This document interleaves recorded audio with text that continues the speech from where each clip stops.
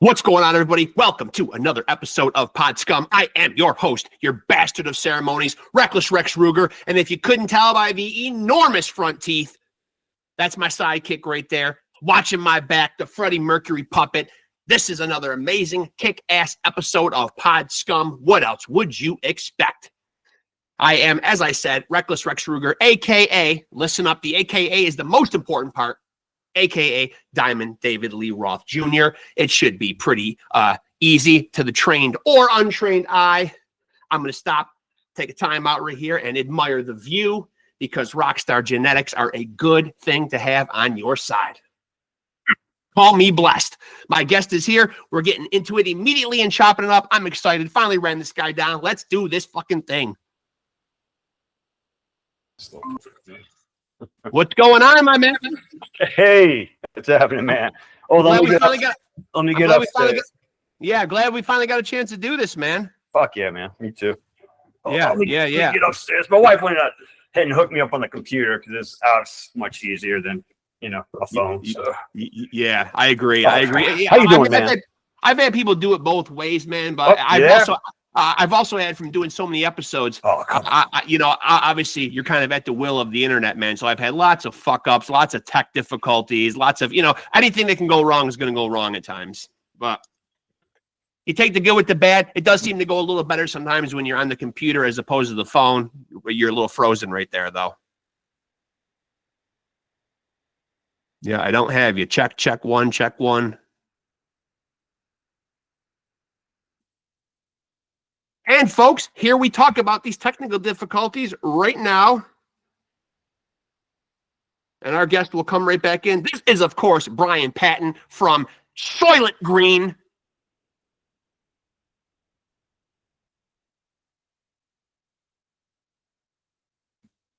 And we'll get him back in here because we always run down our guest. There he is. There he is. Always with a little. Hey, listen, man, I always need a little help from the wife, too, man. Good woman, man. You can't get by without one, man. I can. Hey, man. Hey, I'm glad we got a chance to do this. It's really nice to meet you, man. Hey, man. Same here. Same here. Yeah. I usually start these things kind of at the beginning, man. Was there a specific album or an artist or a song that really got its hooks in you and made you want to do music early on? Early on? Yeah, man. Kiss was my band. Yeah. They're a lot of people's gateway drug. I hear that one a lot. It was like 3 or 4 years old, and I held it up to my dad. I was like this. like the holy I wanted Gene Simmons and Ace Frehley, man, when I was a kid. So you wanted to be them. That was my dream, man. Yeah. Yeah, so would you say Ace Frehley is I mean, maybe it might be another answer. Has Ace Frehley been the most influence on you as a guitar player? Absolutely not. No. Man, as a guitar player, I went through phases, and I loved Ace Frehley, and it was all about the show, and the songs and the catchiness. I wasn't really a guitar player, but man, I was just a kid wanting to something, and once I started playing, I think probably the players I got into is probably Jimmy Page and Jimi Hendrix, the whole blues thing and the English invasion blues stuff. Yeah. As a guitar player early on, It's interesting because you might not necessarily always pick up on those kind of references when you're listening to somebody like Soilent Green. You know what I mean? But they're in there, though. They're in there. Oh yeah, they're in there. And obviously Black Sabbath and stuff like that. And then got into all the thrash metal stuff when I got a little bit older, But that's all stuff that when I was probably 10 years old, I was all about Led Zeppelin, Jimi Hendrix, and Black Sabbath, wearing black t-shirts and wanting to hang out and smoke cigarettes outside my middle. So one thing that fans might want to know, I'm sure hardcore fans probably know, man, but maybe you could shed a little more light on this. The interesting dynamic with Soilent Green is you start in 1988 with obviously the late great Glenn Rambo, but he's never actually on an album, though. Nothing comes out till 1995. For fans that might not know the story behind that, like, why that gap? Well, we were supposed to release something on Relapse, actually, when Glenn was still in the band. And we were in the process, and we recorded a couple of songs, man, and they got rejected. actually. And they were like, we don't, this isn't what we wanted. They wanted our demo. We were like, we were trying to broad out and do something a little bit different, and our demo was a little bit more straightforward death metal, at least the record, the demo they signed us on, is what they heard, because the stuff before that was even more like kind of, more crossover kind of stuff, and so yeah, it got rejected. They later on wanted to kind of put it back out, as bonus tracks. They didn't really want to go that route, but yeah, so at that point we were kind of in limbo, man, and Glenn, started floating off a little bit, man, and we kind of started floating off a little bit, and we turned into what we turned into, we had a different bass player at the time as well, guy named Marcel Trenchard, super cool guy, great bass player, and it's, at the time, we were young and, arrogant, and both of us, we're like, oh, you don't want to, I don't want to do this, just people butting heads, and it's kind of a shame, man. You look at things nowadays, man, and I wish I would have handled quite a few different things differently, Yeah, sure. I think we all do, man. I mean, shit, there's no way to go, I mean, I'm 51 years old, but like when you look back at your life, you start to think like, but again, it might be unhealthy to be in that headspace, but I think it's just human nature, dude. You know what I mean? Absolutely, man. You can't help it. You can't help it. Yeah, it is what it is, man. Especially, I kind of abandoned social media for a while. And I kind of just, didn't really mess with it much. And within those times, a lot of shit happened, and it's just like, so. Well, I saw a very interesting lecture, and I don't know if you've ever seen it. I could certainly send you the clip afterwards, but it was quite a few years ago. I can tell by the length of his hair and different stages they've gone through. But Phil Anselmo did a fantastic lecture at Loyola University. And, it was really going into his addiction. I think it was more to kind of be like, just a real heart to heart. I mean, like him up there with just a moderator. And it's awesome. I've watched it through a couple times. But something that I find poignant at the end, it was opened up to questions, and some of the people in the audience got to ask questions. And one guy asked if there was a musician or somebody out there that Phil, whose talent really respected or whatever. And he said Donovan Punch. Sure. Yeah. Absolutely. He's an amazing guitar player who you played alongside with. No, of course. Yeah. And he actually lives kind of close to me now, man. So I'm hoping to get back in touch with Donovan and we'll go with him, man. Do some jamming. We got back and I played some bass on some of the acoustic stuff he was doing for a couple of songs, and I mean, man, just clicked, man. I love that dude to death, man. Brilliant guitar player. He's an amazing guitar player. He really is. And me and him, man, we write well together. So I love that guy, and I'd love to see what we could do now, man. It would be fun. So, And then when you guys were making those albums, man, what was the creative process like? Albeit with somebody coming in with the lion's share of the ideas, or were you guys just collaborating and everybody's ideas were getting heard? What was the process like? Because I view you guys as also so creative. Are you guys kind of jostling to take the reins, or? Dude, we would have fun with it, man. We would go in and. If you got something prepared, we'd listen to it and be like, okay, that's good. You got a riff. Then we'd be like, we'd play the back and forth game. We're like, okay, your turn, your turn, your turn, your turn. We'd all come out with this and we'd find ways of pasting everything together, Yeah. And so yeah, man, it was kind of like everybody did their own thing and brought it in, and it equaled out pretty well back in those days. The main force was me and Donovan, of the writing it, but Scott wrote a lot of stuff. Scott Williams, who played bass on those records. He also passed away. Also passed away, man. Yeah. An amazing, probably one of the best right hand bass players I've ever seen. His fingers were, were amazing, man. And but yeah, so he brought in quite a few riffs as well, man. So it was always open. Tommy never really had the gumption to kind of come up with something like that. But if he did, I would be welcome to have it. Well, and I think a lot of people would probably be curious too, man. And I would be remiss if I didn't ask this question, man. Is your last album was 2008? Is there a specific reason? And obviously, we know that Ben has got Goat Whore. That's a pretty big gig. But is there a specific reason why there hasn't been more of an output from Soilent Green? Because you guys really are regarded as an amazing fucking band. I mean, when I do hear Soilent Green talked about, it's always with accolades. Yeah, right on, man. I any props we get, I appreciate. And the reason why the gap is honestly because, I didn't want to do it. And, Tommy was going, me and Tommy were kind of like, on the offs a little bit, to put it quite honestly, and You know, there's some things that I did and I probably shouldn't have did, some things I said and I shouldn't have said, and same with him, you know, and it's like one of those things that took time for us to kind of get past that BS and realize that, man, we're friends beyond anything. I've been knowing that dude since we were, you know, we were lesser teens, 15 years old, you know, and so we squashed all that, and honestly, I can't think of a, you know, better drummer to play with. You know, it's for me and him click. I can throw anything at that dude, and he might yell at me for doing it, but he'll play with it, man. You know, chemistry's there. Yeah, chemistry's there. So I love that dude, man. So that's probably what the reason, man. It was just, you know, I started a family, and my priorities had changed at that point. You know, I messed up and I fell in love with something. To me, I thought I would never follow with anything more than music, man. You know, right? And, you know, once I had my first kid, it was just like everything's changed, man. And some things that happened in there that scared me. You know, there was some seizure issues and some health issues that were happening while I was gone and coming in. I had to leave, and it's like, you know, it just makes you process. So I was in that frame of mind, you know, and so.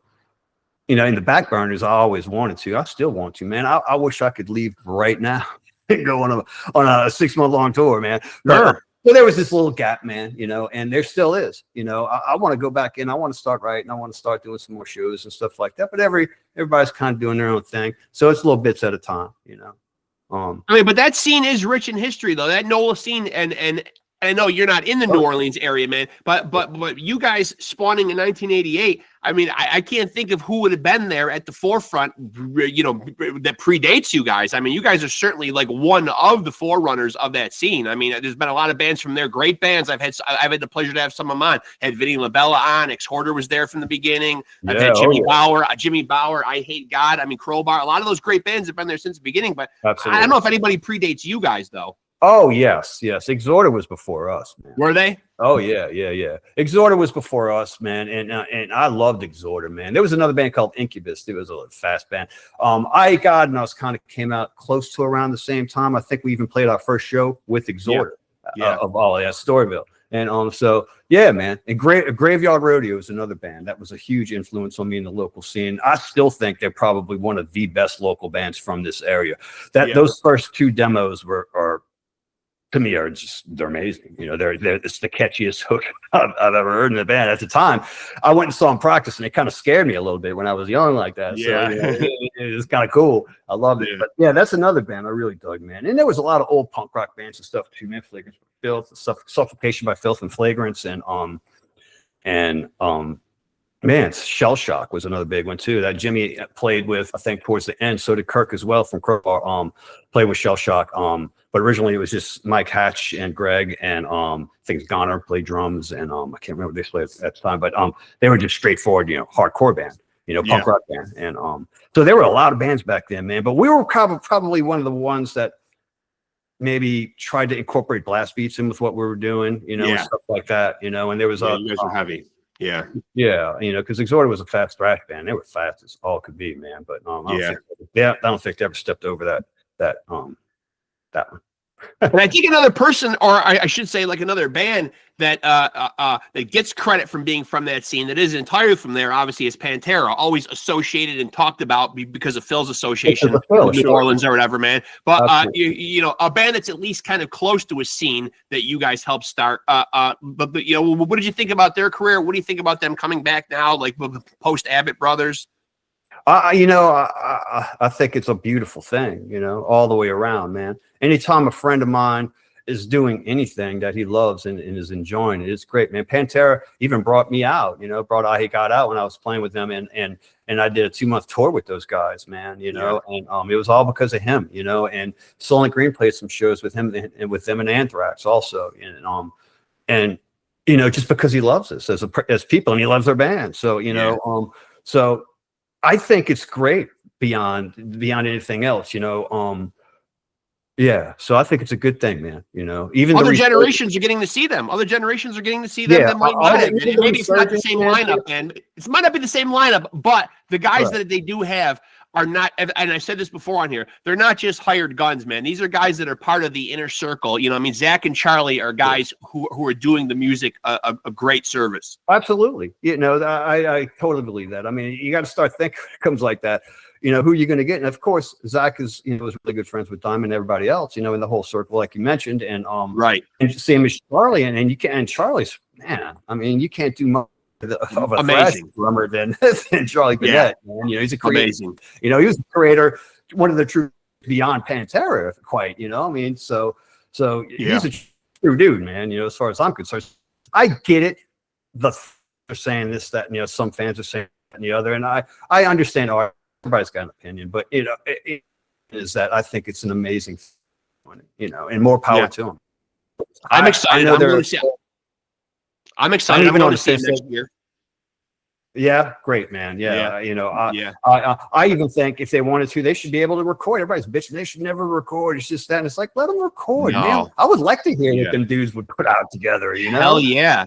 I mean, I mean, you know, obviously, you know, Zach and Rexx. I mean, Zach and Charlie have gigs already, man. But yeah, the four of them could really make some magic in the studio, though, man. You know, sure. I think without a doubt, fun to listen to.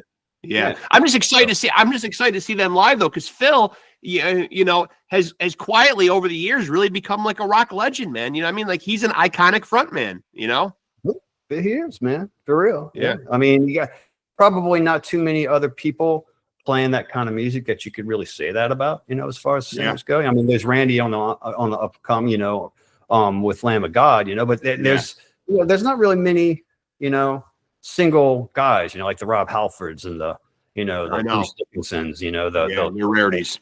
Yeah, exactly, man. And he's, you know, he's earned to travel the world. He's done his stuff, man. It's not like a newbie by any means. So. You know, out of the albums that you guys have recorded, man, and you know, you maybe even asked this before or not, man, but if your feet were to the flames, man, is there one album of Soilent Greens that you think is when you guys were hitting on all cylinders and would be considered like, here is vintage Soilent Green right here? This is the album that if I had to pick one, I'm most proud of.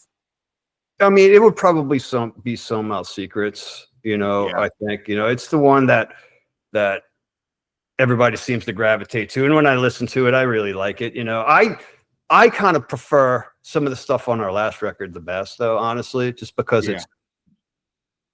I just think it's better. You know, it is what it is, man. You know, so I'm on, you know, so the tried and true, what represents the band the best, I think is probably Some Out Secrets. But what I prefer to play the best with my guitar anyway is the new record. You know, those songs are fun to play.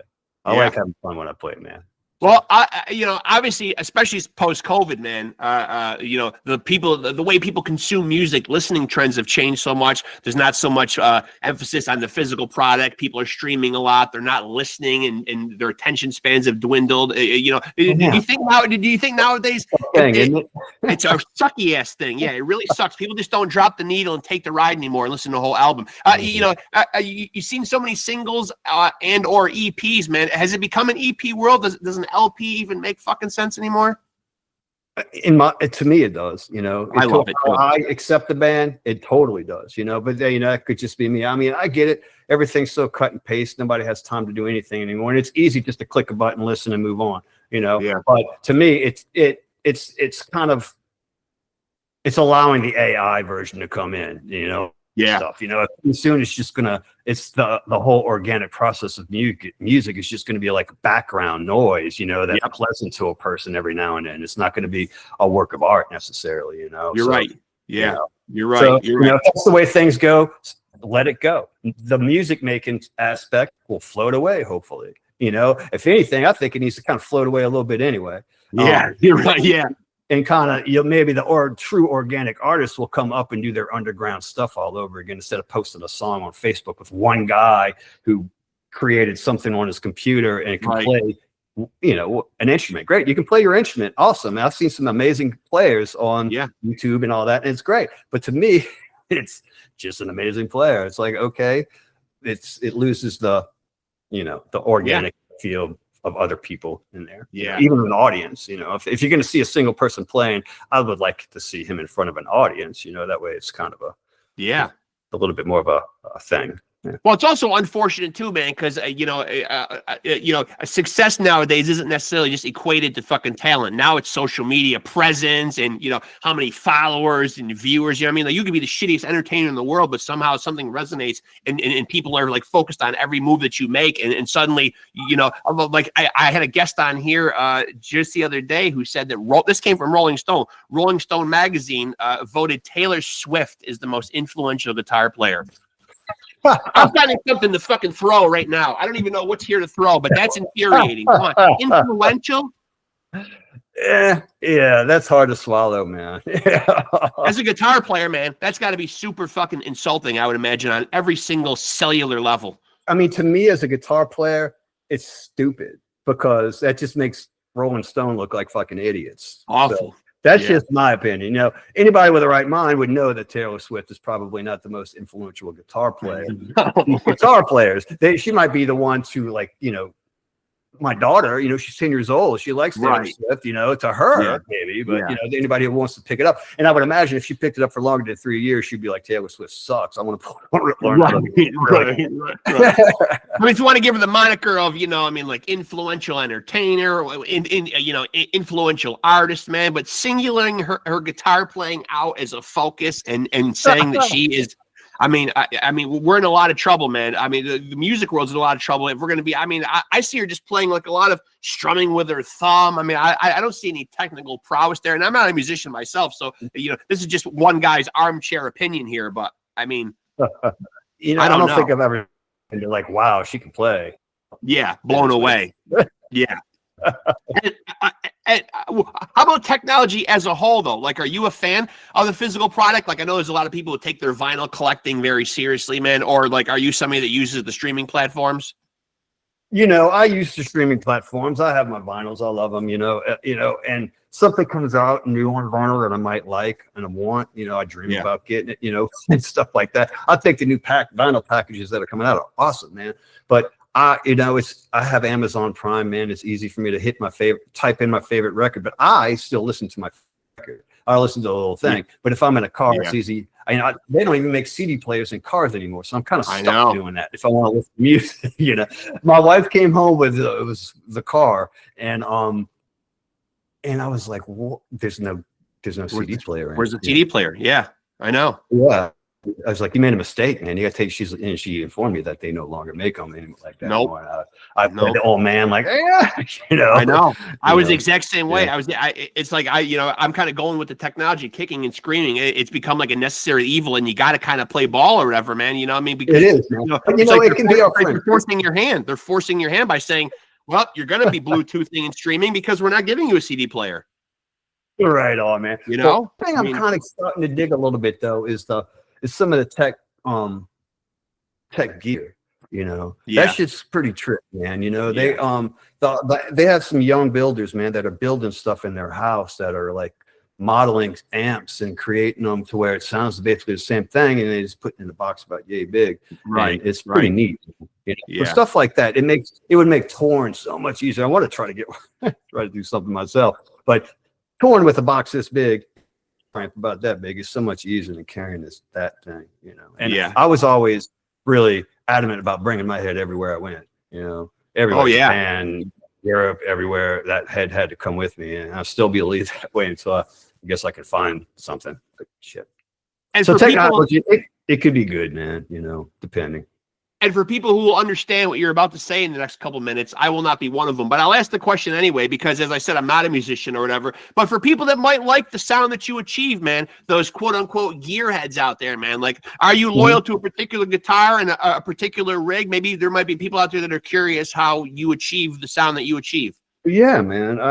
Guitars, I can play whatever as long as it's got good pickups. I play Parkers now, and I played ESP for a little while, and I like Fenders. I like, I love all guitars. But on the subject of Parker, though, and forgive me for interrupting, but aren't Parkers known to be very lightweight? They are. They're super lightweight. Very nice. And the neck joint is probably like that thin, man. So you can really fly on those things, and I love them, man. I've been playing it for years. I was endorsed by them back in the day, and so I love those guitars. But my head's an Ampeg SS 150. I've been playing it since I was a kid, man, 15. I've accumulated a couple along the ways, but you're loyal to it. That's the one, man. Yeah, it's solid state. Sounds the same everywhere you click it on. It's well, yeah, because when you are developing a sound, I mean, I'm sure as someone that plays an instrument, consistency. You know, I mean, like, you know, it's like everyone seems like they're reaching for a trademark sound. Like when the person plays, you can say, "Oh, I know that tone." You know, for sure, man. Yeah. You know? Well, yeah, that's one. I don't do anything with it though, so it's the one I've been using forever. You just click it on, you dial it in a little bit. I don't use pedals or anything, so it's And then what are your own listening trends like? Like when you're around the house, like let's say, and you're gonna putter around and you got music on in the background. Are you somebody that's, you know, you were talking about being like the old curmudgeon? I was like that for a while too. The podcast has helped some, but like if I'm gonna listen to music for a while, I would fall back on my old standards. I didn't really explore a lot of new music. Like, are you able to find new bands that are doing stuff that excites you, or when you listen, do you kind of just say, yeah, I'm gonna listen to, you know, stuff from you know, that's, you know, significant to me? Man. The new stuff, it's hard for me, man, to kind of listen to open-mindedly, especially younger bands. I know I should, and sometimes when I do, I'm like, yeah, but when I have the free time to listen to something myself, it's gonna be something I really want to listen to, and it's gonna be something from the past or what I grew up with, or something I want to delve into a little bit more. You know, personally, I don't really I'm not looking for new thrash metal bands or any new whatever, you know, any of the new bands, none of that really, you know. I want to delve back into the history of music a little bit. You know, I listen to a lot of, you know, some of the older stuff, man, you know, from my generation earlier and way earlier back into, you know, old is that your main is that your main wheelhouse as far as like where you like the heaviness of your music? Because you've mentioned thrash a couple times. Is that kind of like the optimum heavy? Because I know for some people, you know, I mean, like, you know, regular hard rock might be too soft. Maybe death metal might be too harsh. I mean, I'm a big fan of thrash. I like that lane where you know, you can understand lyrics. Everything's not growling Cookie Monster stuff. You know what I mean? Like, thrash is a nice, comfortable wheelhouse for me. Right on. You know, it just depends, man. I can go all the way, you know, but if I'm putting on something that's even more like, it's going to be like SCUM, Napalm Death, or something like that, you know. Yeah. I want to just like make everybody aggravated around me. And then when I'm kind of, you know, thrash metal is what it is, man. It was my first level, speed metal and stuff like that. It was my, you know, Creator and Slayer and all that. Yeah. I love that stuff, man. And Celtic Frost. So yeah, I mean, I'll listen to that. Some of the old death metal stuff, Paradise Lost, I dig, man, and a lot of it, man. I love it all, dude. But then my main thing lately, when I listen to, has been a lot of 80s pop, man, and 70s pop rock and stuff like that. A lot of new wave. What's 80s pop rock for kids that right now who are young on here that are going to Google what 80s pop rock is right now? Maybe we can save them the time because She Trick to me is like is great late 70s, early 80s pop rock. Yeah. You know? Yeah. So I wasn't really much into like the early 80s, you know, glammy pop rock thing. Yeah. But, no Flock of Seagulls. I like Flock of Seagulls. They did have some catchy songs. I guess we can all copy it. At the time when that stuff was released, when I was a kid growing up, you know, there was a lot of it I really didn't really care for, you know, because I was, you know, fuck you posers and all that kind of shit. And you know, but dude, I dig it, man. You know, Devo is one of my favorite bands. I loved Devo back then, though. Oh yeah, they're great. Yeah, and but all the stuff that they inspired, you know, back in the day, you know, it's just weird and awesome. And now, what about from a fan standpoint? You know, I mean, you know, take yourself out of the equation as a performer, but when you've been in the audience of a show, seeing somebody live, is there a show or two that you could maybe throw out there, man, that has really made an impact? Somebody that you saw live that really blew you away? Yeah, there's a few, man. Old COC. I saw them back in the day at the OVFW Hall, and they were doing something I'd never really heard, you know, with the blend of that Sabbath riffs into the punk rock stuff. You know, they're like one of the beginners of doing that stuff. And they were big. Seeing Carnivore live was a big one in New York. We went to Brooklyn and saw that, and that was pretty. Actually, it was Long Island, I think, where we went and saw it. It was me, Joey, and I think it might have just been me and Joey, and Jimmy, I think. And so you got to see the late great Pete Steele. Oh yeah, man.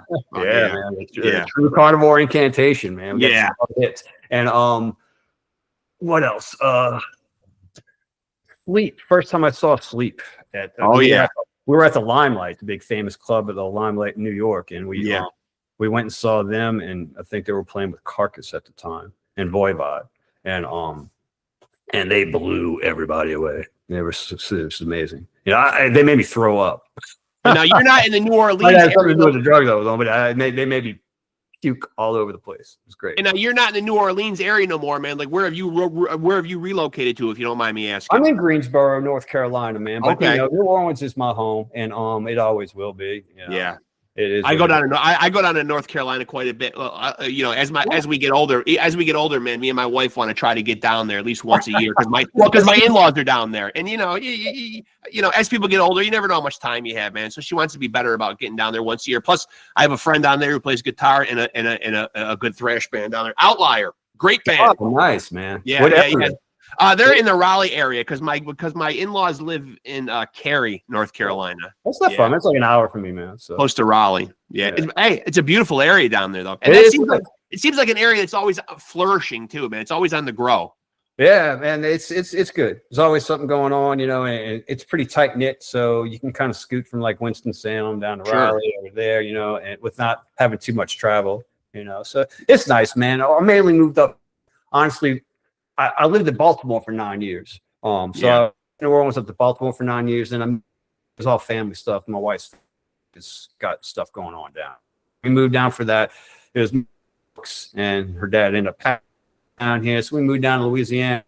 Mom came down with us and stayed with us for a while, but then we had to put her in a facility. Now we came up back this way to kind of while the inevitable, you know, eventually. Yeah, that's my day job. That's my day job. I work as a nurse in those facilities that you're talking about. You know, an elderly home. You know, so we're here so she can visit her as often as possible. You know, and, and all that, and plus the school system up here is really good, man, for my kids and stuff like that. Yeah, so. And it's beautiful. Yeah. It's beautiful. Yeah, and they got some really cool people here too. Man. Yeah, very nice weather and shit. I mean, I'm in upstate New York, man. So right now, like, we're up to our ass in fucking snow and it's freezing fucking cold. I would love to be in North Carolina right now. It sucks out here right now. It sucks. I mean, you know, I am a lifelong New Yorker, man. So like, we know at some point of the year, man, like we are going to get this. So it's not like we're bowled over with surprise or anything. You know what I mean? Like, you know, man. I get it, bro. But it still sucks when it comes nonetheless, though. You know what I mean? And, you know, crappy roads, crappy drives to work, you know, it just sucks. Yep. Shoveling, man. Yep. Yeah. Shoveling salt. Yep. Get your car out. Arguing with people over car spots. Yeah, I know, man. I get it. Like I said, living in Baltimore, man, I had to go through it every year too, man. So Yeah, that's true. Baltimore's seeing plenty of winter too. Yeah, a little bit. Yeah. And how about in your travels, man? Like when you did tour and when you were out there, man, is there anybody that you ever got the chance to meet that kind of like blew you away? I don't want to say starstruck because we're grown fucking men. That sounds a little weak, but I mean, you know, somebody that you were really blown away, got the opportunity to say hello to, or? Yeah, I mean, you know, I met some of the idols, man. I met Jello Biafra. I met Tom Warrior. I met toured with Napalm Death. Got to when you get to tour with one, tour with Discharge, got to when you get to tour with some of your like idols that you were looked up to as a kid, man, you know, they it's pretty neat, you know, to kind of be like, dude, you know. Yeah, I know. Without you, you know, this must. So it's fun, man. What's another one? Lemmy. When we were touring with did that tour with Pantera, we met a bunch of them, Henry Rollins and Lemmy. Oh yeah. Rollins is a personal hero of mine. I love the guy, man. You know, I do too. I still think those early Rollins band records are probably some of the most angry, awesomest records. Fucking great. Yeah. I like to hear somebody put those up on a pedestal, man. I had his guitarist on all those solo albums, Chris Haskett, on a couple of months ago, man. And like, that End of Silence album when that first came out, fucking amazing, man. Yeah, he's awesome. Andrew Weiss, their bass player, was so good too, man. Yeah, you know, he did. He played with Ken also. Him and in Gone, which is like, you know, the instrumental funk thing that Greg Ginn did. That he played on as well. And man, they're just great musicians. You got to respect the way Rollins just attacks everything too, man. Too, it's always like full bore intensity. You know what I mean? Like he's throwing himself into anything 120%. You know? Yeah, man. Anything. I mean, You know, you go see him do spoken word. You go see him do a music concert. You go see him do anything, man. His books are fucking powerful. Just the guy's always channeling fucking some hardcore shit into his stuff. Yeah, man. Yeah. You know, back in the day, at least anyway, I haven't really kind of listened to much of his output nowadays. If there is, I know he does a radio show, I think, or at least he used to. Yeah. And I know he plans never to get on stage ever again from what I Not understand. music anyway. Yeah, he's still out doing the spoken word stuff, man. But musically, yeah, I think he's hung up the. I think he's hung up the musical aspect of his career. So I would be remiss in asking, man. Then I guess this would be the $1 million question, man. 2008, I mentioned. You know, will at any point in time will we see new music from Soilent Green? Do you believe? Yeah, man, I think so. Okay. Yeah, so hopefully, you know. The plan is this year we're going to try to book. We're going to try to do a few shows come spring and summer where we don't know. I'm trying to get into, you know, we're getting with Ben right now. He just got back with Goat Whore from England when they were over in December and getting settled in and all that, you know. Yeah. So we're about to brewing up and figuring some things up here hopefully, and yeah, at this point I'm ready to start writing, man. I got things ready to rock, man. So you know, it's just a matter of time of me spending time with Tommy when everybody can kind of hang out together and just get, you know, even if we have to go single route and put something out just so people can be, hey man, new Soilent Green, you know. But I would rather do, instead of putting it out up there, I'd rather do a 7 people actually have to get and put on a record player, you know, as you know, posting it on you know, whatever it is, you know, Instagram, or whatever it is. And another good thing is that I think even without even having to request getting on tours, man, I think a lot of your you know, your cohorts down in NOLA, you know, I mean, certainly you can get on great packages with any of those bands, man. I mean, they're all still doing it to a high level. People are packing in to see Crowbar. Obviously, if you went on a Pantera leg, everyone's turned out in droves to see them. I mean, I Hate God is doing fucking all those bands are still very relevant, still kicking ass. Sure. I mean, you know, yeah. I mean, if we were ready to go full on touring, man, I'm sure that we would. It could work out. You know, the thing is that since everybody is kind of doing their own thing, and our bass player's got a job, man. You know, and it's a job apparently he can't really get out of. So us being gone for a month or so is not in the cards right now for us right now. But if it does, I'm happy to jump into the band full force for a while. You know, that's for sure. Yeah. And so it's just a matter of what we can do logistically. Right now, we're just trying to do what we can, you know. And if I could get down there, we can write, we can play. That's one thing we can do. We can record. That's one thing we can easily do, you know. And as far as doing shows right now, we're just going to have to do some weekends right now, you know, and just kind of, you know, branch out, do a few shows here, do a few shows there, and kind of, you know. But we're going to be as consistent as we can. And if it frees up, then we'll do more, you know. So, and if we do get a month or two, then yeah, man, I'm ready to rock. Let's go on tour. Is getting together in person the optimal way for you to do it? Because obviously, like now you do see bands that are in different locations of the country, kind of creating music, you know, in a remote fashion. You know what I mean? Like this. I mean, I guess we could do that. You know, we've obviously never tried, but the beginning process of all us writing is usually pretty lame and quiet, where we're all just kind of sitting there with each other going over ideas while our drummer has his pad and we're playing quietly and all that. And then the first time once we get it all put together, at least sections of it, then we play it loud and we actually hear for the first time. So that process though could start, you know, I guess remotely. I've never written anything remotely, man. It'd be like me fucking, I don't know. It's alien to me. You know, I mean, the heart of rock and roll, the whole spirit of it really seems like what you're saying. You know what I mean? Like the romanticized version of it is like, okay, everybody's in a room together. We're creating it organically right here with each other, you know? Yeah. Would I do it on a computer? Yeah. Would I do it reluctantly? Yeah. You know, I guess I would do it. You know, it's just because I want to create music, man. You know, so, you know, I'm a musician at heart, man. That's probably the hardest thing for me right now is not having that option to jump in a room right now and just fucking have it, you know. I'm working, so hopefully soon, man, and some cats together and we're throwing some stuff out, man. That would be fun as hell. But so right now it would be me going, man, and meeting up with everybody, I think. And you know, I could probably meet up with online and it would benefit, and maybe maybe Scott. But yeah, you know, now that you mention it, man, we might start doing it. So it's a way of getting music started, man. You know, I just never really and like here, idea. And like, hear me out on this, man. Headlined by Pantera, NOLA-palooza. We get all the NOLA bands and we just put them on a fucking touring package, man. What a bill that would be, man. NOLA-palooza. There, I fucking said it. I'm dropping the pen on it, man. It's a drop the pen moment, man. I mean, come on, man. Pantera, Ex-Hoarder, Soilent, Crowbar, EYEHATEGOD. Who am I leaving off here? Who am I leaving off the list?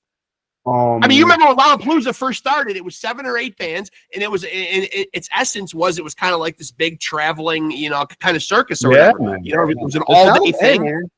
It's a great idea. I would play. You know, I'd play as many bands they wanted me to play in. So it's all good, man. I'd do it for sure. You know, and I mean, you've got bona fide headliner bands too, which really could emerge as any of you guys, man. But I mean, Pantera even being seen like having that like affiliation with NOLA because of Phil. I mean, that right there like gives you like a bona fide headliner, man, like real fucking huge metal band. Down also, Down is cruising, you know, and Down has some, you know, some steamroll behind them right now, and new record and all that coming out. So yeah, it's going to do really well for them, you know. And they are from New Orleans. So. Yeah, that's true. That's true too. Yeah, like you do like Pantera in there, man. Like with them doing a portion of their set as a Down set. Holy shit, you'd have all the guys there. You know, I mean, yeah. I mean, that's stuff that's out of my hands. If I ever get a phone call for any big tour, I don't care who it is, man. I would consider it obviously seriously. You know, those are fun. Those are fun tours. And now, why do you think a great scene started in like NOLA? Because obviously New Orleans is associated with like other genres. I think jazz has been popular down there. Obviously, like people think of Mardi Gras, all that kind of stuff, man. But I had a theory for a while because I think about great metal bands coming out of the Bay Area, death metal coming out of Florida, great metal bands coming out of Texas, that maybe heat and the temperature equals good fucking angry, aggressive music, man. It's just a theory, man. The correlation of weather and aggressive music, man. New Orleans, though, a pretty warm place too, right? But like, well, why do you think New Orleans is probably the hottest out of all the ones you mentioned, man? Fair enough. So like, but like it speaks volumes, man. Like when a scene like that happens and it's all bands kind of playing like kind of like-minded music, man. Like what is it about that area that spawned all these great bands? Can you put a finger on it? No, it's just good people, man, having fun. It has nothing to do with anything else. We all were like-minded. We were all doing our own thing. We were all trying to do our own thing. And, you know, it was all just because we fucking just loved playing music, man. You know, we didn't care about school. We didn't care about anything else. We all wanted to hang out, listen, compare, checking out new stuff. And that's just and we smoked tons of weed and just had a good time, you know. Sure. Now, in the early days, it was just about having fun and hanging out. You know, it was very incestuous. You're hanging out with a room with somebody. Hey, man, get on the drums. Let's write. Let's jam, you know. And then it gets to be fun. So then it grows into something else, you know, or that person just goes next door and he hangs out over there. And you, hey, man, let's jam with this. And it was just like a thing, you know. You know, there's tons of like little branch off bands that popped up here and there out of those kind of scenarios, you know. So that's just how it was. I mean, you know, and in those scenarios, I think that's when you really kind of get cool stuff. Nobody's trying to do anything else but just hang out and create good music, you know. Yeah. Everybody's like, you know, do a new Doom Invasion, the West, you know, just like now it's so labeled and like processed, you know, it's kind of hard. Every band that peeks through that's original was so much, man. And if you were to take your own band out of the equation, take Soilent Green out of the equation, I just named a whole bunch there, and I'm sure you being from that area would know even more, man. But who do you think, taking Soilent Green out of the equation, is the best representation? Like they always say, oh, you know, like what band really represents what Seattle grunge is all about? You know what I mean? Who do you think of when you know, who defines the NOLA sound like the best? I've seen tons of lists where Crowbar gets credit as being one of the heaviest bands in the world just because of what they do. You know what I mean? But who's the best representation, the band that you think epitomizes that NOLA sound? I mean, I'm biased about it, I guess, just because I'm from there. But honestly, out of the box, I'm just going to say that EYEHATEGOD, I think is, you know, when people think of the New Orleans sound, they think of EYEHATEGOD, you know. Yeah. So that's what they think of, you know, and to me, that's the representation of what the city sound, what people think of when they think of it, you know, and it should, you know, man, yeah. So, you know, I can go Yeah, on. shout out Jimmy Bauer. I've had him on a couple times, man. Great guitar play, man. They just, as a matter of fact, last time I talked to him last month, man, they just come off a great tour with Max Cavalera. I think with Cavalera Conspiracy. Maybe it was Soulfly. I don't know, man. But yeah, I Hate God's still out there doing a thing. Oh, that's what I said earlier in the interview. All those bands are still out there and grinding, and and people still turn out in droves to see them all. Absolutely, man. Yep. Yeah. It's true. It's great. More power to them, man. I'm glad they're doing great, man. If anything, it's just growing more and more for all of them. You know, it's not like a New Orleans fluke anymore. You know, Right. it kind of seemed to be. You know, like oh, the new NOLA sound. You know, to me, that's fucking just stupid. That's just, you know, it's just a bunch of really good bands. You know, Exhorter sounds nothing like EYEHATEGOD. You know, and they're a great NOLA band. You know, and you know, so anyway, you know, it's just kind of me ranting about stuff. You know, it's like everybody kind of likes, you know, it's good bands. It's not just, you know, so yeah. Is there ever been any point in time in your career, man, like when you were sitting idly by, and I know you did say, man, that, you know, you started a family, you know what I mean? Like the different things crop up in real life takes over sometimes or whatever, but has Soilent Green always been the focus, man? Have you dabbled or flirted with the idea of like, hey, maybe I'll start up another project? You know, some people will do solo albums or they'll find another band or, you know what I mean? Like obviously Ben's got the goat whore thing, man. It's a pretty sizable gig or whatever, but are you somebody that can be in multiple projects? I'll have guys on here sometimes that'll be in 4 or 5 fucking bands, and I think, where the fuck do they find the goddamn time? Oh, it's hard, man, when you're doing that. I think the first time I went and played Hellfest, I played with 3 bands. I played with EYEHATEGOD, Outlaw Order, and Soilent Green. You know, on 2 different days. Granted, now I did 2 on one day and turn it up. But you know, it is what it is. You got some free time, you go and play. You know, you got it. You know, what else you gonna do, man? You know. Yeah, either work or jam. So you know that's what we did. So, but yeah, it can be rough. But I'm open to do it. I'm open to jam as whoever wants to jam with me now. You know. Yeah. You know, I don't. You know, it's just to me of getting out and finding people who wants to hook up and play. You know, that I want to play with. You know, it's the whole thing. You know, I'm a homebody, man. I don't really care to float around social media and ask, hey, anybody want to jam? You know, it's just one of those things. If I meet somebody, I want to. You know, we got our common likes, like it is, like let's hook up and jam. So so I'm trying to feel around out here. I don't get out much, man. So it is what it is. But if somebody calls me up, you know, that wants to do some music, man, I'm open to do any kind of thing, you know, and I'm open to go back and jam with whoever. You know, I love playing music, man. I'm not critical. You know, the last thing I'm gonna do is like, I'm not gonna play with you because I'm playing in this band. Right. You know, it's kind of silly, man, you know, but Soilent Green has always been, probably because I was in that band from the very beginning, since I was 15, has always been my true little baby. You know? Right. Fair enough. And so here's another subjective question. I threaded in here. People either love it or they fucking curse me for it. But if I were to take you, Brian, and drop you on a desert island, you could only take one album. What's the desert island album? Man, you know, somebody else, man. Okay, let me see. And you are gonna fucking die out there with this album, man. So there is that. All right.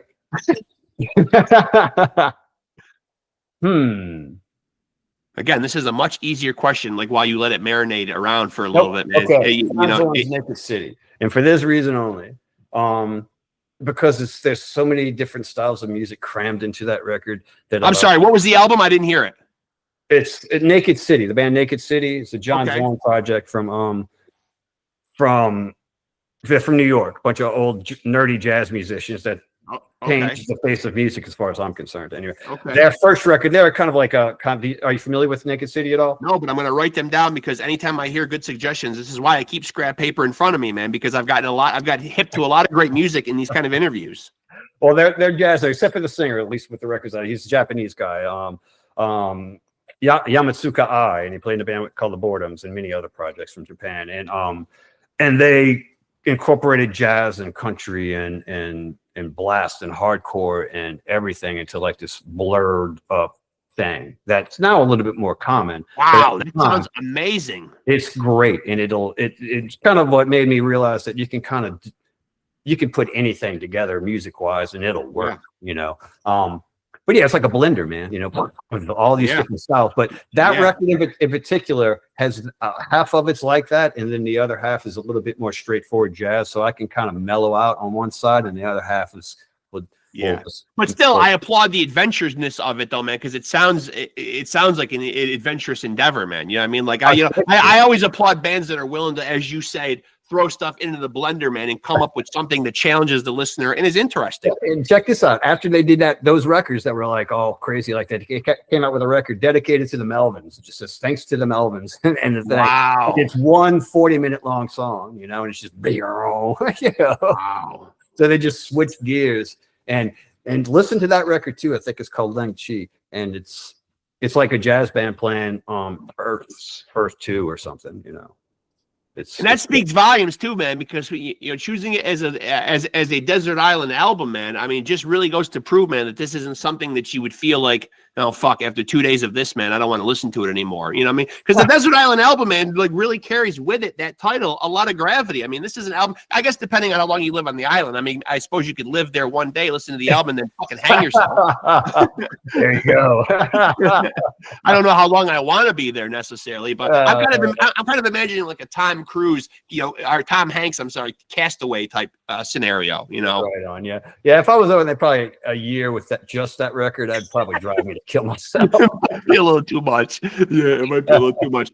And so for people that might want to find out or get updates on like what you're doing before like I let you out of here, man, obviously they can find Soilent Green. They can do their musical homework because, as I said, there hasn't been a new release since 2008, man. But those albums are all out there on the platforms. You guys have a website though? Does Soilent Green have a website? I don't know if we have an active website. I think we've been doing most of our stuff through social media, man. Instagram, Facebook. Yeah. We did all of our as far as like shows popping out. We've been doing the announcements for our merch and everything through that because it's been kind of small bits. So if we ever get kicked up full force again, then it might be. But for right now, it's going to be through that. Or you can personally contact me if you got any questions, man, through those things as well.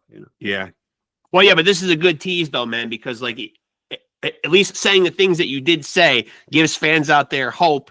That as you alluded to, man, you do see more Soilent Green music coming sometime. So, I mean, like, I want to write a song. I want to write some Soilent Green songs really bad, really bad. So it's just a matter of me getting down there and getting everybody on board. They all want to write too. So, we're going to make it happen. I don't care. It's just a matter of to what extent, if we get one song and it takes a while for us to write because of all the stuff. That's going in there. But yeah, man. I want to write some new Soilent Green stuff. Yeah, well, we want some new Soilent Green stuff. So it seems like it's inevitable, though, right? I mean, like it will happen at some point. It'll happen, man. I think so. Yeah. Listen, brother. So I'm happy we finally got a chance to do this, man. Like I know, like we've rescheduled a couple of times. Fucking life happens. Sorry about that, man. No, it's all right, man. Hey, listen, man. I got a day job in healthcare. I got 3 grown children. I got 6 grandchildren. I mean, this is a side hustle at best to me. It's done very, very well, and it does help because a lot of the episodes, I'm grateful to some of the metal outlets like Blabbermouth, Metal Injection, because they'll take the interviews. They'll put them on there. They'll give me some shine. They'll put a link to the podcast on there, so I'll see like a spike in subscribers. You know what I mean? Like, it does help, man. But I mean, we all get busy in life. Sure. We can do. I'm glad we finally got a chance to nail it down, though. It's been a blast, man. For sure, stay in touch. We'll do this again, man. Sounds good, man. I'll look forward to it. Yeah, I appreciate you, Brian. Thanks, brother. Yep. Cheers, bro. You have a good one, man. Later, man. You too.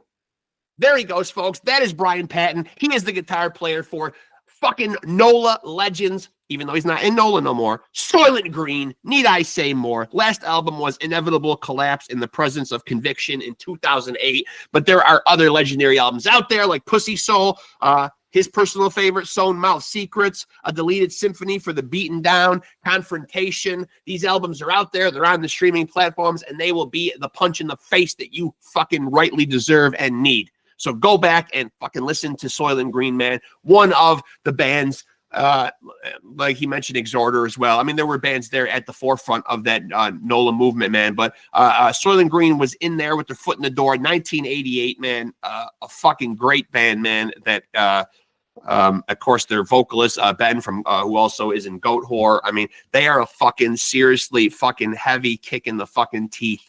Fucking love Soilent Green. And I'm happy, man, that I finally got to run Brian down, man. We've been cultivating the interview for a while, conflicting schedules, but we finally made it happen through Rexx Ruger. I'll give myself all the credit. Of course, Brian showing up is the other half. But, I mean, I ran him down, man. I was persistent. I'm such a fucking fan, man. So hope you guys enjoyed that episode.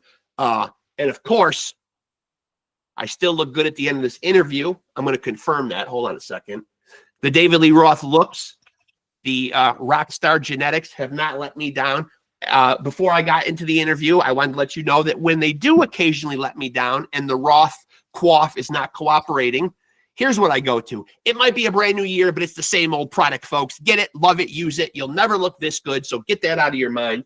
But you can step your game up levels with a couple spritzes of that stuff. Make sure to like and follow PodScum on Facebook. This is where I whore myself out and do my obligatory promotional shit. You got to play ball nowadays, folks. Got to be out there, have a social media presence. So go check out, like and follow. Hit us up with a friend request. PodScum at Facebook, man. Also, make sure to like, subscribe, and smash the notification bell up there to stay tapped into the best conversations anywhere. That being said, I'm going to end this episode by, again, thanking BRIAN PATTON of Soilent Green for coming on here. A pleasure to meet and chop it up with him. Hope you guys enjoyed that episode. And like I always say when I end these things, it might be a new year, but it's the same old saying. Remember to take it easy and keep it sleazy.